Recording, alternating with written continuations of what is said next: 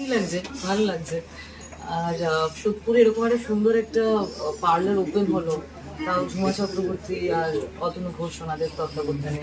তো family parlour আমি সবসময় আমার মনে হয় যে পরিবারের যারা, আমি জয়েন্ট ফ্যামিলিতে বড় হয়েছি, তা আমার কাছে ওই পরিবারের বিষয়টা খুব ইম্পর্টেন্ট। আর পুজোর আগে আগে সবারই একটা ইচ্ছে থাকে যে নিজেদেরকে নতুন করে একটা সাজানো, একটা অন্যভাবে নিজেদেরকে দেখা। তো সেই কারণে এই পার্লারটা যে একদম কারেক্ট টাইমে ওপেন হলো, সেটার জন্য আমি তাদেরকে ধন্যবাদ দেবো। আর congratulations and best wishes to them. আমি নারী, আমি সব পারি, একটু মেয়েরা বলে আজকে করে দিদি দেখিয়ে দিলেন তো দিদি উনি। এটাই বলছি। সত্যি নারীরা সব পারে, কিন্তু তাদেরও মাঝে মধ্যে একটু সাপোর্ট সিস্টেম দরকার হয়। আমার মনে হয় পরিবার বলতে পুরুষ, নারী, বাচ্চা, বুড়ো, বয়োজ্যেষ্ঠ যারা সবাই মিলে তো একটা পরিবার হয়। সেক্ষেত্রে আমার মনে হয় প্রত্যেককে একটু এগিয়ে আসা দরকার। তিনি সব ক্যারেক্টারে আপনি কিভাবে বানিয়ে দেন? যে ক্যারেক্টার দেওয়া হয় সেই ক্যারেক্টারই আপনি মানানসই হয়, কিভাবে এটা হয় সম্ভব?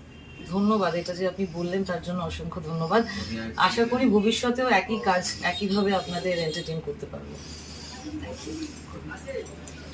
আর তো কিছু ओली ओके एक छोटा एक लाइन একটা দিয়ে দিন भैया थोड़ा इसको जाने दीजिए। আমরা শুনলাম বাড়ির কথা যে জানালেন এবং সরাসরি রয়েছে এন্টারটেইনমেন্ট নিউজে।